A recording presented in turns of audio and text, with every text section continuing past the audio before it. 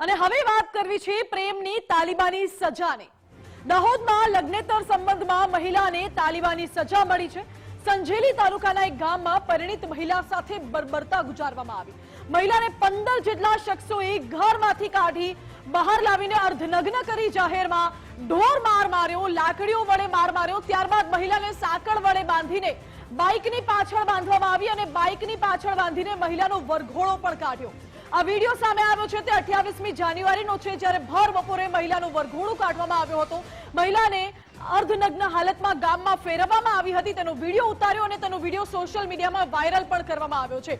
જો કે આ વિડિયો જ્યારે સામે આવ્યો, સંજેલી પોલીસને ઘટનાની જાણ થતાં જ વાયરલ વિડિયો ડિલીટ કરાવ્યો અને પોલીસે પીડિતાના નિવેદન લીધા, જેના આધારે 11 પુરુષ અને 4 મહિલા સામે ફરિયાદ નોંધી છે। પોલીસે મહિલા સાથે બર્બરતા ગુજારનાર 12 લોકોની ધરપકડ કરી લીધી છે। અન્ય આરોપીઓની શોધખોળ ચાલી રહી છે। પરિણીતાના સાસરી પક્ષના લોકોની પોલીસે ધરપકડ કરી છે। મહત્વનું છે કે 1 વર્ષ અગાઉ પણ સંજેલી તાલુકામાં આવો જ એક વિડિયો વાયરલ થયો હતો।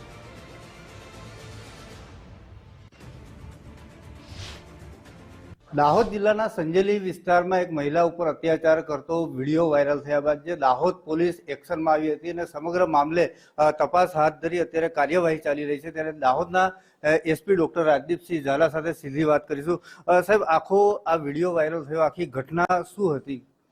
દાહોદ જિલ્લાના સંજેલી તાલુકાના ઢાઢસીમડ ગામે 28 તારીખના રોજ આ ઘટના બનવા પામેલી હતી। આ ઘટનાના તાત્કાલિક ડીવાયએસપીને મીડિયાના મિત્રો દ્વારા જાણ થતા ડીવાયએસપી પોતાની સમગ્ર ટીમ સાથે ઢાઢસીમડ ગામે પહોંચી ગયા હતા।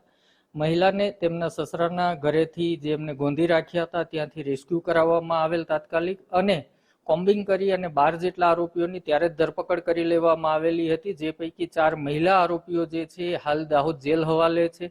12 આરોપીઓ છે એમને જુવેનાઇલ જસ્ટિસ બોર્ડ સમક્ષ રજૂ કર્યા છે અને 4 પુરુષ આરોપીઓ પોલીસ કસ્ટડીમાં હાલ પૂછતાછ હેઠળ છે।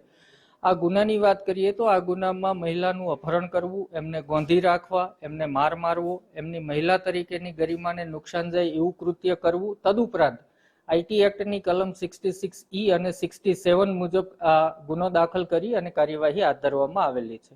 સાહેબ, પ્રાથમિક દ્રષ્ટિએ આ કૃત્ય કરવા પાછળનું કારણ શું સામે આવ્યું છે પોલીસ તપાસમાં? મહિલા જે છે એ ગોવિંદ રાઠોડના વ્યક્તિના ઘરે હતા અને આ લોકોએ એમને ગોવિંદ રાઠોડ સાથે આડા સંબંધ છે એવું ધ્યાનમાં લઈ અને એમના સસરા પક્ષના લોકો, મોટાભાગના આરોપી તેમના સસરા પક્ષના છે, તેમના સસરાથી લઈ અને ભત્રીજા સુધીના આરોપીઓ છે, આ લોકોએ ત્યાંથી મહિલાને કાઢી અને તેમની સાથે આ પ્રકારનું કૃત્ય કરેલું છે। સાહેબ, ખાસ કરીને આ પ્રકારના વિડીયો અન્ય જિલ્લાના પણ આપણને જોવા મળતા હોય કે સોશિયલ મીડિયામાં જે મહિલાની આ રીતે બદનામી થતી હોય છે, આ વિડીયો આ પ્રકારના કૃત્ય વિશે શું કહેશો?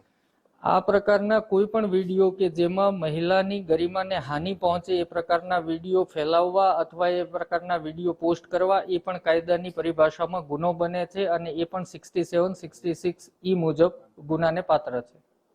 તો ચોક્કસથી જે મહિલા ઉપર અત્યાચાર કરવામાં આવેલો છે તે એક પરિણીત છે અને તેની સાસરી પક્ષના લોકોએ જ આ કૃત્ય કર્યું છે, ત્યારે તમામ આરોપીઓને પોલીસે અટકાયત કરી આગળની કાર્યવાહી હાથ ધરી છે। સાબિર ભાભોર, ગુજરાત ફર્સ્ટ, દાહોદ।